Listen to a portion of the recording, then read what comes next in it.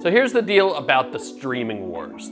They're not real. They don't exist, or at least maybe not in the way you think. Netflix isn't taking shots at Hulu. YouTube TV isn't firing anything at Sling. Point is, there's just no winner take all in this space. Really, I think the streaming wars, it's just a catchphrase, all right? It doesn't actually mean anything. But that doesn't mean there's nothing to talk about here. So let's take stock of streaming services at this point in 2023. And maybe, just maybe, we'll make a little prediction about the future of streaming, and it might not be what you think. So before we do any of that, be sure to go subscribe to the channel. If you haven't already, hit the little notification bell wherever it is to make sure you see every new video as it comes out. All right, you ready? Let's go.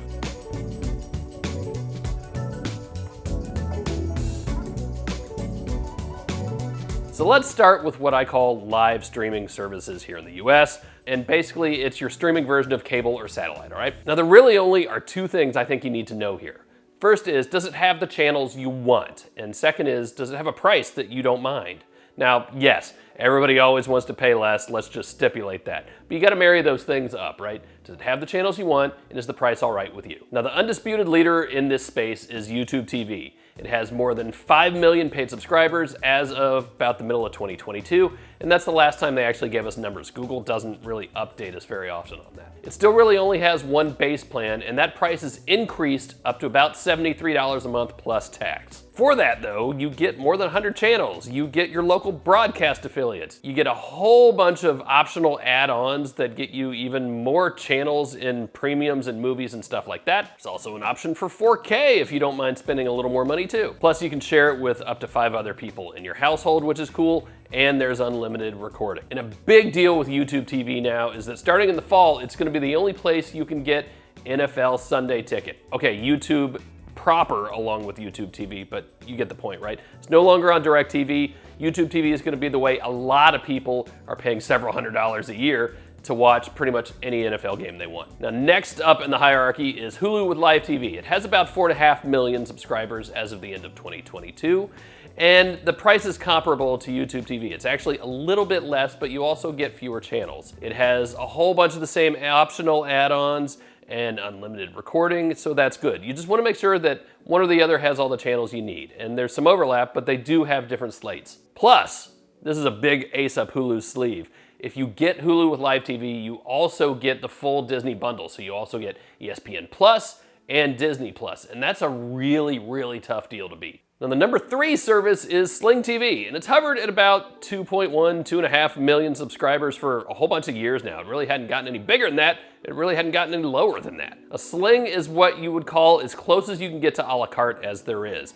It has a much smaller initial batch of channels, and it actually has 2 tracks that you can go, Sling Orange or Sling Blue. Now it's $40 for one or the other, or you can get both for $50, and that's not a horrible deal. But you're still not gonna get all the channels that you get on the other services. From there, you're gonna add some Sling extras. They could be $2, $3, $5, just depends on the bundle, and that'll get you even more channels. But you do have to be a little careful, because that's when the price will start jacking itself up on you. So you gotta do the math here. It's still a really good option though, but it's not actually the least expensive. For that, check out Philo. It has even fewer channels, but an even lower price. Again, you gotta do the homework here, all right? You gotta see if it's got the channels you want at the price that you want. It's that simple. Now let's talk about the traditional video on demand space. This is really the part where they start talking about streaming wars. And again, I don't know why. It doesn't make sense. It's not like if you subscribe to Netflix, you can't also subscribe to HBO Max. Speaking of Netflix, it's still doing really well. It hasn't broken 300 million subscribers yet, but it's getting there. Now Netflix is still Netflix, even though it's shutting down its DVD service after 25 years. I know it's crazy to think people still use DVDs in 2023, but it's true, they do. Blu-rays too. Meanwhile, Disney Plus is still expanding worldwide. It has about 162 million subscribers at last count.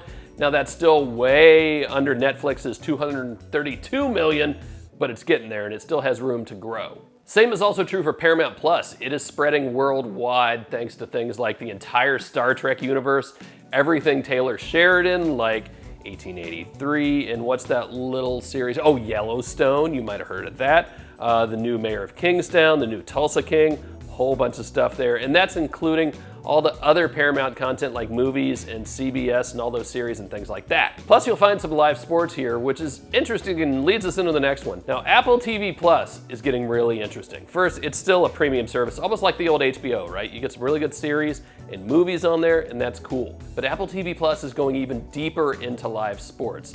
Friday nights they have 2 baseball games, and Apple TV Plus is the only place where you can get MLS Season Pass. That's every MLS game, no blackouts, a really good 1080p stream. It looks great, and it's a decent price too. It's really not expensive. So it's gonna be interesting to see where else Apple goes in the sports arena. There's been a really big shakeup in the world of HBO. The big news there is that it's combining with Discovery, and it's not gonna be called HBO Max Discovery. It's not gonna be called HBO at all, actually. It's just gonna be called Max. Now you're still gonna get all the old HBO content that we've known and loved, but you're also gonna have it right next to the Discovery content. So the same place that has Game of Thrones and Succession is gonna have Dr. Pimple Popper and This Came Out of Me, or whatever crazy reality show is on there. It's all under one roof now. It's a little weird. We're gonna see how it works. Now they tell us it's a whole new tech stack, so hopefully it'll work a little better. There are all new pricing schemes as well. So you might end up paying a little more than you wanted, or you might end up paying a little less if you don't mind ads. So just do your homework there. Plus, you'll also find some live soccer on HBO. Oh, sorry, just Max. It's only Max now. I mentioned it a second ago, but really the other big change in this space that pretty much all the services, whether it's Paramount or Disney Plus or HBO Max, just Max, they all have ad tiers now. The way it tends to work is that you don't just get ads, you actually get fewer features as well. So if you want things like offline downloading and 4K resolution, you might have to pay more and not have ads. So it's give and take. And again, I'm gonna say it over and over and over. You gotta do the math. And finally, and this is where I think the future's going, something called FAST, free ad-supported television. There's already a pretty good chance that you're using it. We're talking about services like the Roku channel, or Tubi, which is owned by Fox, or Pluto, which is owned by Paramount, think CBS. Sling has its own FAST service as well. There are rumors that Google's gonna get into it. Amazon is going real big on Fire TV with promoting all this free content. That's what it's about. And why? Because they can sell ads in front of your eyeballs. Nothing wrong with that, right? Free TV is free TV. And these services are actually really good with a whole bunch of series and movies that you would actually want to watch. The trade-off? You gotta watch ads, that's it. You're paying with your time and, well, data. Otherwise, everything's just free. That's really cool, and it's a really good option, I think, if you wanna go with a less expensive live service and augment it with all that free content. So that is a really quick look at where things stand in 2023. Again, I think the streaming wars is just a catchphrase. Ignore it. It doesn't mean anything. You don't only have to subscribe to Netflix or Disney Plus or Paramount Plus. You can subscribe to all of them if your wallet allows for it. If you cancel one service, it doesn't mean you're automatically hopping over to a competitor, right? You can cancel them all for all I care. It's a big pie though, and it's growing, and you can eat as much of it as you want. In any event, this streaming war stuff, I don't care how many subscribers a service has. Here's what I care about. Does it have what I want to watch, and does it have it at a price that I'm okay with? It's that simple. That's the only thing that matters to me. And if one or both of those things is out of balance, well, then it's time to bounce. So that's it. Very quick look at the state of streaming in 2023. Again, subscribe to the channel if you haven't already. Hit that notification bell. Hop down in the comments. Tell me where I'm wrong. I'm not wrong. I'm right about all this. It's your money. Spend it wisely. That's it. See you next time.